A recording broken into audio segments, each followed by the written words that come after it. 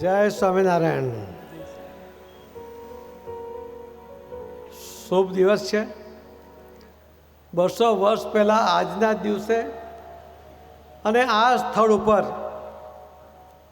જ્યારે ઇતિહાસ સર્જાયો એવા ઐતિહાસિક દિવસના આપણે સાક્ષી બનીને આજના કાર્યક્રમમાં આપણી વચ્ચે ઉપસ્થિત પૂજ્ય આચાર્ય શ્રી રાકેશ પ્રસાદ મહારાજ, પૂજ્ય નિત્ય સ્વરૂપજી મહારાજ, શ્રી પરમ પૂજ્ય નૌતમ સ્વામી, પરમ પૂજ્ય માધવ સ્વામી, શ્રી ડીકે સ્વામી, ધારાસભ્ય શ્રી પંકજભાઈ, અમારા સાંસદ અને પૂર્વ મંત્રી શ્રી દેવસિંહ, શ્રી ભરતભાઈ બોગરા, પૂર્વ ધારાસભ્ય શ્રી વિજયભાઈ શાહ, વડોદરા શહેરના પ્રમુખશ્રી, શ્રી તેજસભાઈ બેંકના ચેરમેન શ્રી, અને વડતાલ શ્રી દ્વિશતાબ્દી મહોત્સવના ઉપસ્થિત સર્વે ભાઈઓ અને બહેનો, આપ સૌને પ્રણામ, આપ સૌને જય સ્વામિનારાયણ. કોઈ પણ ધર્મની વાત આવે છે ત્યારે કેટલાક લોકો પોતાને નાસ્તિક ગણવામાં ધન્ય સમજતા હોય છે, અને વિશેષ કરીને આ જે અનુભવ આપણે જોયો છે એ જ્યારે એને કુદરત તરફથી કંઈક ને કંઈક મદદ મળી જાય છે, ક્યારેક મુશ્કેલીમાં હોય અને કંઈ ધર્મગુરુના આશીર્વાદ મળી જાય અને એને સફળતા મળે, મુશ્કેલીમાંથી રસ્તો મળે, પછી એ જે રીતે આસ્તિક થાય છે, જે રીતે વિશ્વાસ થાય છે, એ આપણે અનેક વાર જોયું છે. પણ સ્વામિનારાયણ સંપ્રદાય એ જે કામ કરે છે આખા દુનિયાની અંદર, દરેક જગ્યાએ, હું લંડન ગયો હતો ત્યારે પણ હું જ્યારે મંદિરે ગયો ત્યારે મેં જોયું કે લગભગ આપણા દેશના ને લગભગ એમાં ગુજરાતના જ 5,000 લોકો ત્યાં એ કાર્યક્રમમાં હતા. કોઈ સફાઈ કરતું હતું, કોઈ કામ કરતું હતું. તો સંસ્કાર સિંચનનું ખૂબ મોટું કામ એ સ્વામિનારાયણ સંપ્રદાયની અંદર એ થઈ રહ્યું છે, અને એના ખૂબ સારા પરિણામ એ પણ આમાં આપણને મળતા હોય છે. ધર્મનો સંદેશ એ કેટલો મહત્ત્વનો છે.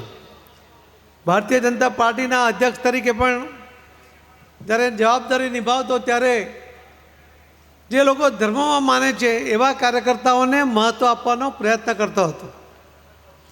કેમ કે જે કાર્યકર્તા ધર્મમાં વિશ્વાસ રાખે એ ચોક્કસપણે નીતિ પર ચાલતો હોય છે, એ અનીતિથી દૂર રહેતો હોય છે, અને એના કારણે સમાજને નુકસાન નથી કરતો. જો એ ધર્મમાં આસ્થા ના રાખે તો પોતાને સુપર પાવર સમજે, અને એના કારણે એ કોઈને માન ના આપે, સન્માન ના આપે, અને સમાજમાં, પોતાના ઘરમાં, પોતાના શહેરમાં, પોતાના રાજ્યમાં, પોતાના દેશમાં દરેક જગ્યાએ સમસ્યાઓ ઊભી કરે. તો એવા લોકોનું ઘડતર ન થાય, સંસ્કાર સિંચન દ્વારા સામાજિક સમરસતા સાથે એ વ્યક્તિ વિશેષનું ઘડતર થાય, એના માટેના જો કોઈ સફળ પ્રયત્ન આ દેશમાં, દુનિયામાં જો સૌથી વધુ સાહિત્ય કોઈ કરતું હોય તો સ્વામિનારાયણ સંપ્રદાય એના માટે જે વર્ષોથી કામ કરે છે એમને હું વંદન કરું છું. એમને ખૂબ ખૂબ એમનો આભાર પણ માનું છું. માનનીય પ્રધાનમંત્રી શ્રી નરેન્દ્ર મોદી સાહેબે પણ જેનો ઉલ્લેખ કર્યો હતો કે યુવાનોને નશાથી મુક્ત રાખવા માટે જો કોઈ સખત મહેનત કરીને પરિણામ મેળવતા હોય તો એ સ્વામિનારાયણ સંપ્રદાયના સ્વામી સંતો છે, મહંતો છે, જે પોતાએ જે કામ કરે છે, જે લોકોને નશાથી મુક્ત રાખવા માટે પ્રેરે છે, સમાજનું રક્ષણ કરે છે, એના માટે પણ હું મારા તરફથી પણ એમને ખૂબ ખૂબ અભિનંદન સાથે વંદન કરું છું. સંઘની અંદર RSSના કોઈ કેમ્પમાં જાઓ ત્યાં તમને સમજ આપવામાં આવે કે કોઈ એક સ્થાન છે, એ સ્થાન માટે અનેક લોકો લાયક હોય, પણ એ સ્થાન મને જ મળવું જોઈએ એવો કોઈ જો આગ્રહ કરે તો સમસ્યા સર્જાય. અને એટલે સંઘમાં કહેવામાં આવે છે, ભણાવવામાં આવે છે, શીખવામાં આવે છે, સમજાવવામાં આવે છે કે તમે સક્ષમ છો એટલા માટે આ સ્થાન મને જ મળવું જોઈએ એવો આગ્રહ ક્યારેય નહીં કરતા. જો તમે એવો આગ્રહ કરો અને તમને સ્થાન પ્રાપ્ત ન થાય તો એની અસર તમારા શરીર પર થાય, તમારા મન પર થાય. તમને લાગે કે મને અન્યાય થયો, હું સક્ષમ હતો, મને આ પદ ના મળ્યું. એના કારણે તમારો સ્વભાવ ચીડચીડ્યો થાય, ઘરમાં પણ તમે સમસ્યાઓ ઊભી કરો અને એ પદ મેળવવા માટે નીતિને બદલે અનીતિ પર જવા માટે કદાચ પ્રેરણા એમાંથી લઈ લો અથવા પ્રેરાઈ જવાય. પણ સંઘમાં એવું કહેવામાં આવે છે કે તમને જે જવાબદારી મળે એ નિભાવવા માટે તમે સક્ષમ બનો. આ વાતને જ્યારે કહેવામાં આવે છે ત્યારે એની પાછળનો જે ભાવાર્થ છે કે સમાજની અંદર હરીફાઈને કારણે સમસ્યાઓ સર્જાય, ઈર્ષ્યાને કારણે સમસ્યાઓ સર્જાય, એ ન સર્જાય એના માટેની તકેદારી લેતા હોય છે.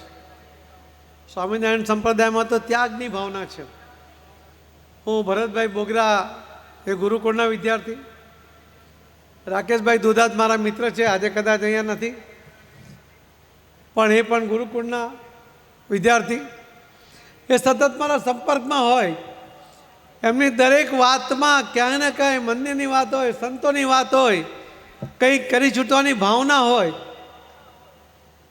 અને આવા જે ગુરુકુળમાં તૈયાર થયેલા વિદ્યાર્થીઓ જ્યારે સમાજ જીવનની અંદર આવે છે ત્યારે સમાજ જીવનની અંદર એ અનેક લોકોને પ્રેરણા આપે છે અને જે સમાજની રચના કરે છે એવા સુંદર સમાજ કે જેની આપણા માટે જરૂરિયાત છે. આમ તો નવતો સ્વામી ખૂબ વર્ષોથી એમને મળું છું, લગભગ હું 90-91થી એમની સાથે સંપર્કમાં છું. રાજકારણમાં એમને ટિકિટ મળવી જોઈએ અમારો આગ્રહ હતો. નવતમ સ્વામીને તે વખતે તો મારી પાસે કોઈ જવાબદારી નહોતી.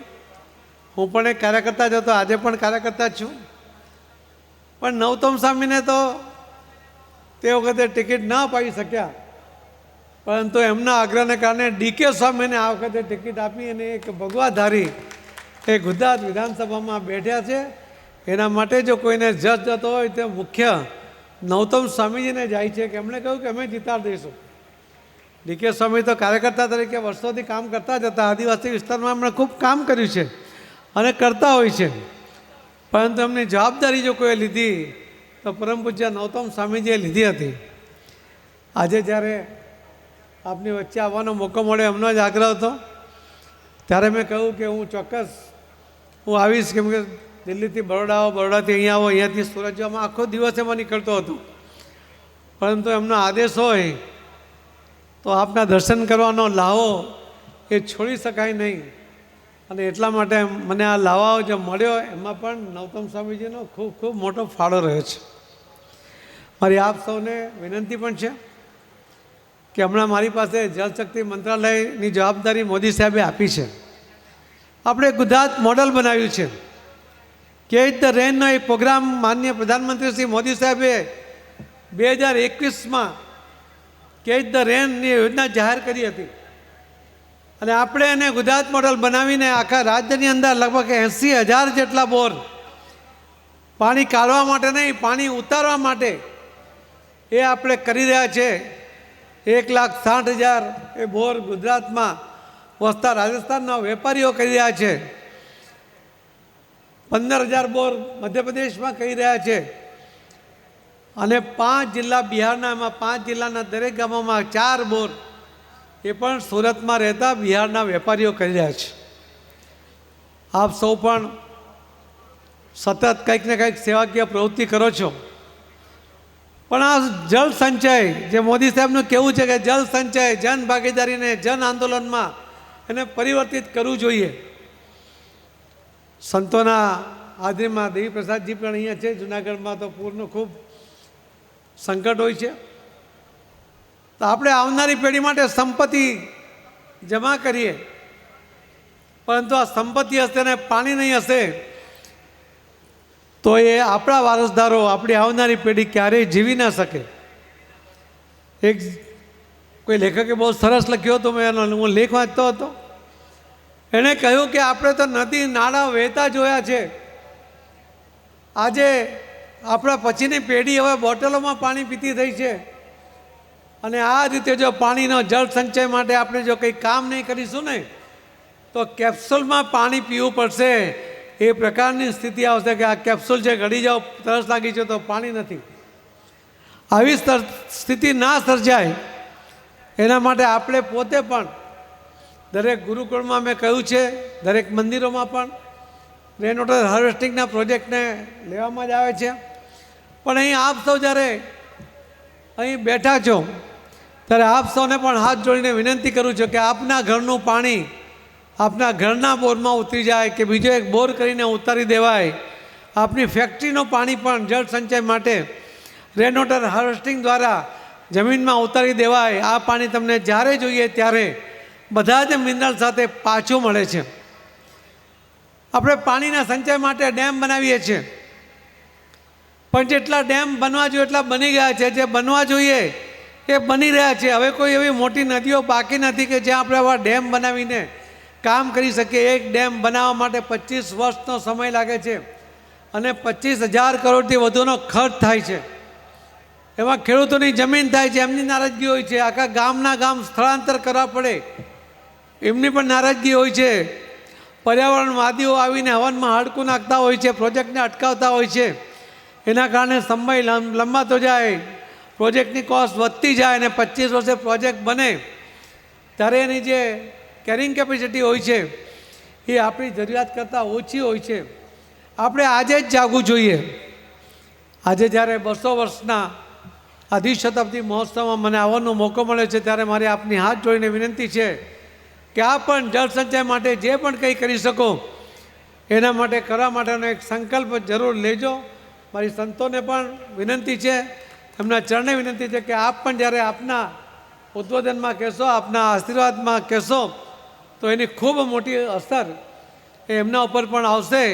અને ગુજરાત મોડેલ આખા દેશમાં આપણે લઈ જઈ રહ્યા છીએ. મોદી સાહેબનો આ જળ સંચય, જન ભાગીદારીને જન આંદોલનમાં પરિવર્તિત કરવા માટેનો એમના આ સંકલ્પને આપણે ગુજરાત મોડેલ તરીકે આખા દેશમાં લઈ જઈ રહ્યા છીએ. ત્યારે ગુજરાત બાકાત ન રહે, કોઈ ઘર બાકી ન રહે, એના માટે આપણે પ્રયત્ન કરીએ એવી વિનંતી સાથે ફરીથી દ્વિશતાબ્દી મહોત્સવમાં મને આમંત્રણ મળ્યું એના માટે સૌ સંતોનો આભાર. આપના દર્શનનો લાભ મળ્યો એના માટે આપ સૌને પણ વંદન. ખૂબ ખૂબ આભાર. જય સ્વામિનારાયણ.